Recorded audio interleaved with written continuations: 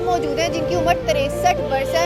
एक नहीं दो नहीं बल्कि तीन MA कर चुके हैं। इंग्लिश की कुछ किताबें भी लिख चुके हैं, 16 लाइन का स्टेंजा भी लिख चुके हैं। पढ़े लिखे हैं लेकिन इसके बावजूद लाहौर की सड़कों पर रिक्शा चलाते हुए नजर आते हैं। क्या वजह है कि किसी कॉलेज यूनिवर्सिटी में प्रोफेसर बनने के बजाय इन्होंने इस बात को तरजीह दी? कितने MA किए और किन किन सब्जेक्ट्स में किए? मैंने इंग्लिश, हिस्ट्री, पाक स्टडी, M.Ed में मैंने किया। मैंने सारी जिंदगी मैंने तालीम हासिल की है, इतना कोई भी नहीं करता। एक आदमी ने मुझे बताया कि भाई जिन्हें मानव सताया उन्हें रक्षा चलाया।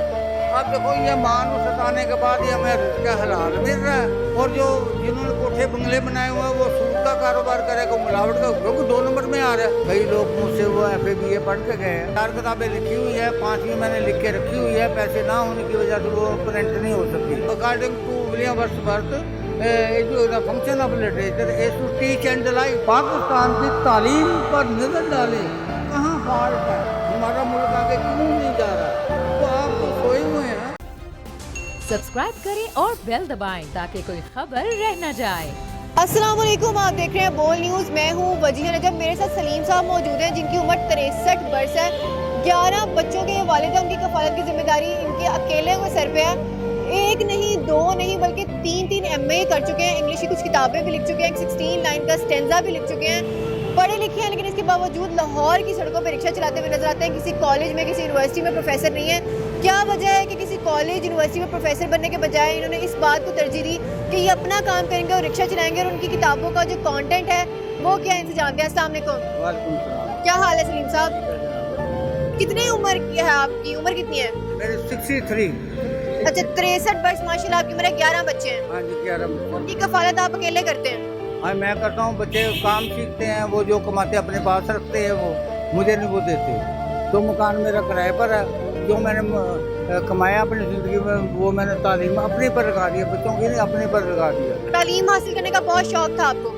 बहुत इंतहाई शौक क्या था, ये तो एक मोहब्बत की बात होती है। ये तो ज़िंदगी मैंने सेक्रीफाइस किया। मैंने वो ऐसी मोहब्बत नहीं है जो आप लोग करते हैं। मिली तो नहीं मिली, मैं पीछे लगा रहता था। मैंने सारी ज़िंदगी मैंने तालीम हासिल की है, इतना कोई भी नहीं करता। कितने MA किए और किन किन सब्जेक्ट्स में किए? मैंने इंग्लिश, हिस्ट्री, पाक स्टडी, M.Ed में मैंने किया हुआ।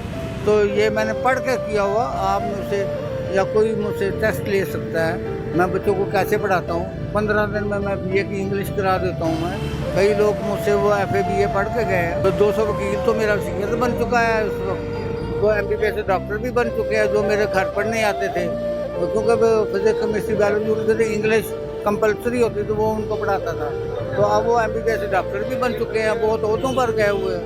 लेकिन मेरा गवर्नमेंट ने मुझे प्रोफेसर नहीं बनाया, मैंने ट्यूशन पढ़ाता था। मैंने सलीम साहब, लोगों को आपने इंजीनियर बना दिया, डॉक्टर बना दिया, खुद आप रिक्शा चला रहे हैं। इतना पढ़े लिखे होने के बावजूद क्या वजह है? It is the law of nature. ये ज़िंदगी का ये है। जितने भी हमारे उस्ताद जो हैं पीछे जो गए, गालिब है, सौदा मिर्जा, तो ये सारे रोते हुए गए हैं। वे कर्ज़ई मकरूज होके गए हैं। जो तालीम है, ओरिजिनल जो तालीम जो हासिल करते वो ऐसे ही होता है। कोई भी आप पीछे आप चले जाएँ तो आपको जितने भी तालीमी याफ्ता नज़र आते हों वो ऐसे ही आपको नज़र आएंगे। जैसे एक बलडोज़र होता है, बलडोज़र एक अच्छी सड़क तैयार करता है, उसकी स्पीड बहुत कम होती है, लेकिन आने वाला जो काफिला जो वो तेज़ी से गुजर जाता है। तो हमारी जो ज़िंदगी जो होती है तालीम की, पढ़ाने वालों को यही होता है, वो दुनिया का मकरूज ही होती है। सलीम साहब, कितनी किताबें लिख चुके हैं आप अभी? मैं चार किताबें लिखी हुई है, 5वीं मैंने लिख के रखी हुई है। पैसे ना होने की वजह से वो प्रिंट नहीं हो सकती। वो पार्ट्स ऑफ स्पीच की है। तो ये तमाम मैंने जब थीसिस मैंने लिखा तो मैंने स्कूलों कॉलेज में गया हूँ, वहाँ पता किया उनको कि ये कैसे ही इनकी तालीम है। तो उनमें वो lack of tense, activise and passivise, तो इनको ग्रामर नहीं आती थी। तो मैं उस्तादों से बात मैंने की कि आप इनको क्यों नहीं पढ़ाते हो। उन्होंने कहा भी लैंग्वेज में ग्रामर का कोई तलब नहीं है, टेंस की कोई बात नहीं होती। मैंने कहा यह तो गलत बात है। ये तो ऐसे बात है कि जैसे एक आदमी कहते हैं मेरा बाप ही नहीं है। तो आदमी इस दुनिया में आया तो उसके बैक में कुछ होता तो है ना। अमेरिका से जो 2 ट्यूशन में यहाँ आए थे लॉकडाउन में, मैंने उनको पढ़ाया। तो उनका व्यू था कि हमारे वो अमेरिका वाले उनको अच्छा नहीं पढ़ा सके जैसे आपने हमारे बच्चों को तैयार किया। तो उनको मैंने तैयार किया और बड़ा उन्होंने शुक्रगुजार किया कि जो अंग्रेज पढ़ाते थे उनसे आपने बेहतर आपने हमारे बच्चों को तैयार किया। सलीम साहब, आप खुद एक पोइट भी हैं, जैसा हम देख रहे हैं। आजकल जो 9वीं 10वीं की उर्दू की किताबों में शेर व शायरी होती है, उससे आप मुतमिन हैं? तो वो शायरी शायरी जो, क्योंकि हमारा ट्रेंड नहीं वो समझते। आप उर्दू में करते, आप शायरी करते क्यों? हालांकि मैं खुद शायर हूँ, अंग्रेजी का शायर हूँ। पोएम जो वर्ष जो होनी चाहिए क्रिएटिव होनी चाहिए। वो उन लोगों का दिमाग जो है वो तबाह करने वाला नहीं होती। तो ये अकॉर्डिंग टू विलियम वर्ड्सवर्थ जो the function of literature is to teach and delight. तो ये टीच का मतलब होता है, सिखाना का मतलब है तालीम। ये पोएम का मतलब ये नहीं है कि भाई लोगों को बस हंसाते रहो, लेकिन वो क्रिएटिव वो बात ही नहीं करते ही। अब मैंने ये पोएम लिखी है, cell the basic unit of life, it is technically. ये कोई बुलबुले तो नहीं मैंने बताया। तो मैंने कहा देखो देखो, a cell is the basic unit of life which has cell membrane, nucleus, cytoplasm पूरा। तो ये मैंने पोएम लिख रहा, मैंने इन लोगों को बताता हूँ कि आपने शायरी भी करनी, वो टेक्निकल तरीके से हमें बताए। हमें माउस के बारे में बताया कि माउस को कैसे इंग्लिश में अब पोएम बनाए हम। एक ने MBBS डॉक्टर बनना है, उसको हमने फूल कलियों की कहानी क्यों बता रहे हैं। अब उसने MBBS करना है, उसको 200 नंबर की इंग्लिश, वो भी शायर है। उसमें ड्रामे नावल है, उर्दू के भी नावल ड्रामे हैं। गुलाम अब्बास पढ़ाया जा रहा है, उसके अलावा सौदा खान, मीर तकी मीर, दोस्त, पता नहीं क्या क्या उसका क्या what is the function of this poem. मुझे तो नज़र आता है ये MBBS से डॉक्टर कम और ये स्टेट ड्रामे के वो हीरो बनाना चाहते हैं कि ये वेले दें और वेले इकट्ठे करके दे जाएँ। बस ये एक खड़ा हो जाए और नज़में सुनाए, वाह वाह वाह वाह करके चले। वो घर में वो उसकी बीवी उसको जूते मारेगी, पैसे लाओ। मैंने मैं जो फंक्शन पर गया था, बड़ी मुझे दाद मिली। बोला दाद तुम्हारे, मुझे तो रोटी दो। तो ये जितने भी शायर हैं इनकी बीवियाँ इनसे लड़ती थी, जैसे मेरी बीवी लड़ती है, लेकिन अब वो कम लड़ती क्योंकि मैं कमा के लाता हूँ, शायरी भी करता हूँ और कमाता भी हूँ। तो ये शायर सारा दिन वो सोचो विचार में रहते हैं, तो घर में जाते हैं वो डंडे पड़ते भी मुझसे। कोई मैं वो कहते कि मुझे आपकी शायरी से कोई मुराद नहीं। अच्छा सलीम साहब, लोग बड़ी आड़ महसूस करते हैं कि हम यूनिवर्सिटियों से पढ़ लिख जाएं, इतनी फीसें लगा दें, उसके बाद हम ये रेडियां लगाएं या रिक्शा चलाएं। आपको कभी कोई ऐसा नहीं फील हुआ कि मैंने इतना पढ़ा लिखा है, इतने पैसे लगाए, लेकिन मैं चला फिर रिक्शा रहा हूँ? एक आदमी बेवकूफ़ है, दूसरा बेवकूफ़ तो ना हो। मैं बेवकूफ़ तो नहीं, अगर उन्होंने बेवकूफ़ों वाली तालीम दे रहे हैं तो मैं तो अक्लमंद हूँ। ठीक है, उन्होंने किया, मैंने तो नहीं की। अब पाए की दुकान पर आप चले जाए, BSc वहाँ काम कर रहे हैं, मेज़ें साफ कर रहे हैं, और उसका मालिक अनपढ़ है, वो रोज़ का 2.5-3 लाख रुपया महीने की वो सैलरी देता है अपने मजदूरों को।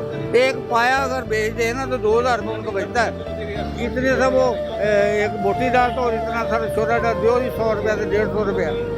तो इनसे तो वो अच्छे हैं, जब वो रिज़्क़ हलाल खा रहे हैं। ये हराम क्यों खाते हैं? नाजायज़, यानी कि वो करप्शन की वजह से, बराबरी है, नेपोटिज्म जो भी है वो करके वो यहाँ लेकर आते हैं। जबकि ये लोग जो है सारा दिन काम करते हैं। अब मैं ये काम करता हूँ ना, अल्लाह का शुक्र है कि मैं किसी की जेब तो नहीं काटता, मैं रिज़्क़ हलाल लेकर जाता हूँ सब। मुझे मैं जैसे रात को सोता हूँ, दुनिया को कोई आदमी नहीं सोता होगा जितने बेफिक्री से मैं सोता हूँ, क्योंकि मैंने किसी का घर मैंने तबाह किया। एक आदमी ने मुझे बताया कि भाई जिन्हें मानुस सताया उन्हें रक्षा चलाया। अब देखो ये मानुस सताने के बाद ही हमें रिज़्क़ हलाल मिल रहा है। और जो जिन्होंने कोठे बंगले बनाए हुए हैं वो सूद का कारोबार करेगा, मिलावट का, क्योंकि 2 नंबर में आ रहा है। तो वो माँ की दुआ है, जैसी माँ वैसे उनके बच्चे। अच्छा सलीम साहब, हमारे वज़ीर तालीम को अगर आप कोई पैगाम देना चाहें तो आप बिल्कुल दे सकते हैं। यह तालीम का, जब भी कोई किसी मुल्क ने जो तरक्की की है ना, वो तालीम की वजह से हो। आपने देखा होगा कि फीफा में अगर वो फुटबॉल का मैच होता है तो सबसे ज़्यादा कोच जो है वो उछल रहा होता है खुशी से। ये टीम नहीं जीतती, कोच जीतता है, उसका सिलेबस जीतता है, उसकी टेक्नोलॉजी जीतती है, क्या उसने उसको सिखाया, उसकी स्ट्रेटजी जीतती है। आदमी जितना भी ताकतवर, जितनी भी कौम आज तक आई है, वो ताकत से कभी नहीं आगे आई, और जब भी आई है वो तालीम से आई है। अगर पाकिस्तान में अनएम्प्लॉयमेंट है, वाई क्यों आई है? That is why the curriculum of Pakistan is totally corrupted. It will lead to jungle, not city. It is a waste of time and money. तो ये आपने पाकिस्तान की तालीम पर नज़र डाले, कहाँ फॉल्ट है, हमारा मुल्क आगे क्यों नहीं जा रहा। तो आप तो सोए हुए हैं, आप देखें, नहीं है तो मुझे ले लाए। अगर पाकिस्तान का एक आदमी भी आपको बेरोजगार नजर आए तो मुझे जैसी मर्जी सजा दें, बल्कि आपको लेबर बहस से लानी पड़ेगी। ये आपको ये फैक्ट्रियों के मालिक आपको नजर आएंगे, लेकिन ये लेबर बहर की बना रहे हैं। क्यों बना रहे हैं? क्योंकि ये फॉल्ट हमें तालीम से, जब भी कोई बात होती है, तालीम की बात होती है, एथेंस और तो स्पार्टा की जब जंग हुई थी तो एथेंस वाले जीत गए थे, सब जानते हैं। तो उनसे जब पूछा गया कि आपकी जीत कैसे है, उन्होंने कहा हमारी तालीम की जीत है, हमने फौजियों को क्या हमने सिखाया था। अगर पाकिस्तान की नंबर 1 अगर ये हमारी आर्मी है तो किस वजह से है? उनके उस्तादों की वजह से, उनकी तालीम की वजह से। जो हम तालीम देते हैं दुनिया नहीं दे सकती। तो हमारी पाकिस्तान की तालीम ऐसी नहीं थी जो आपने की है। जब से पाकिस्तान बना वो पता ही नहीं कि अनएम्प्लॉयमेंट हो रही है। पहले वो 1000 आदमी था, फिर 10,000 एम्प्लॉयमेंट हुआ, फिर ये लाखों में, अब 3 लाख क्या करोड़ों में ये अनएम्प्लॉयमेंट। तो क्यों है आप सोचें। तो नहीं पता, मैं आपको बताता हूँ। तो अगर हमें तालीम अगर हम टेक्निकली अगर हम देते तो आज हमें ये दिन ना दिखने। बिल्कुल ठीक है, बहुत शुक्रिया सलीम साहब आपके वक्त का। सलीम साहब मेरे साथ मौजूद हैं, उनकी गुफ्तगू आपने सुनी है। उनका ये कहना है कि आप जितनी मर्जी तालीम हासिल करें लेकिन अपने साथ साथ बच्चों को हुनर दें। कोई भी काम छोटा बड़ा नहीं होता। अगर मैं 3 MA करने के बाद रिक्शा चला सकता हूँ तो आप PhD करने के बाद, MBBS करने के बाद भी कोई छोटा मोटा कारोबार भी शुरू कर सकते हैं, कोई रेडी स्टॉल कुछ भी लगा सकते हैं। और इसमें कोई आर महसूस करने वाली बात नहीं है कि हम इतना पढ़ लिख कर कोई ऐसा काम क्यों करें। इसी के साथ मुझे इजाजत दें, अगले शो में आपसे दोबारा मुलाकात करूंगी। अपना बहुत ज़्यादा ख्याल रखिएगा। अल्लाह हाफिज़।